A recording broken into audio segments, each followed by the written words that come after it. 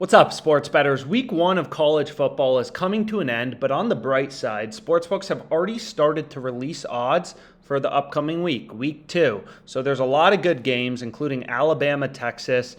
We have South Carolina, Arkansas. So there's some good games on the schedule. And early sharp action is coming in, moving around lines, and sportsbooks, always have discrepancies when they're posting initial odds. So I was able to zone in on a few sharp bets that I'm going to share with you today from the OddsJam software, which again just processes millions of odds, sports betting odds in real time to try to help you find data-driven sharp bets. So let's go ahead, let's get into it. Now, the first play I have is App State plus 17.5. So this bet has a 1.45% profit margin. You can see right here, I locked it in for $344.80, which was, the max that FanDuel allowed me to wager. You can see right here, they're not allowing me to bet more. And if you're crushing the sports books and beating them really bad, a lot of times they'll limit your wagers. So you can see they only allowed me to get $344.80, but that's just kind of part of the game. So why do we like this bet? Let's go through it. This is a positive EV play once again, as you can see right here, value in the odds. And if we take a look, what you'll notice is, like Pinnacle and Bet Online, so two of the sharpest offshore sports books, they're setting the point spread at 16, right? The main line point spread, and then 16.5. So you can see Bet Online's at 16, Pinnacle's actually at 16.5. So we're getting 17.5. Right? So being able to get App State plus 17.5 is great value. So Pinnacle on their alternate lines, they're pricing this at minus 138.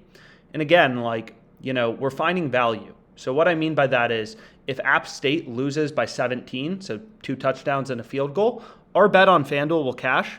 Everyone else's bet will lose, right? If you placed your bet on Caesars, DraftKings, you're going to push. And then if your bet is on Bet Online or Pinnacle on the main line, you would lose. So as a sports bettor, we're always looking for these spots with value and tracking the line movements to see where the sharp action is coming in, pushing around lines. Kind of day trading sports, finding bets that are mispriced, and we're getting a ton of value. And again, you don't have to win every point spread bet, right? Square sports bettors, the worst sports bettors, win their point spread wagers like 50% of the time, and they go broke. The pros, the serious sports bettors, the people who do it full-time for a living, they win 55% of the time on point spreads. So that difference between 50 and 55% on point spreads makes all the difference in the long run, right? In terms of going broke and doing it for a living. So you always have to be looking for edges and where's the value, right? So you can kind of see here, just browsing around odds, this is a great value spot. And what happened is, most sportsbooks actually opened with Texas A&M as a 17.5 point spread underdog. Action has come in on Appalachian State, or Texas A&M, I apologize, is a favorite at 17.5. Action has come in on App State, so the line has been hammered down to around 16 on the sharp offshore books. But FanDuel's stale, they haven't updated yet, so we're still able to grab this minus 115 that most likely will end up moving to minus 16.5 or minus 16 kind of as the day progresses. So that's the first bet I have. Anyways, second bet I have is going to be Vanderbilt plus 7.5. So this is on the spread. So if we take a look, you can see once again, we're getting great value, right? Sportsbooks, these are key numbers in football. The difference between a 6.5 and a 7.5 point spread is massive.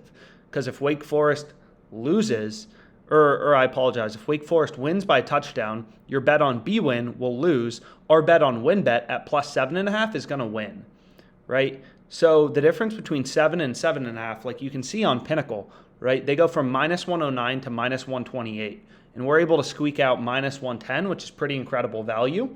So I ended up hammering that as well, right? So we have 2 bets.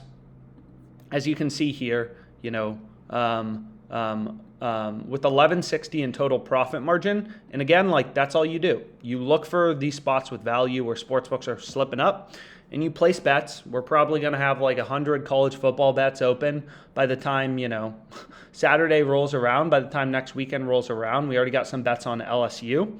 But you can kind of see right here, we won the Royals today. Not every bet wins. We got killed on the Hawaii bet. Not every bet wins, but when you're betting with an edge, you're guaranteed to make money kind of in the long run due to the law of large numbers. So anyways, hopefully you found this video helpful. 2 great college football bets for next week. Let's make some money.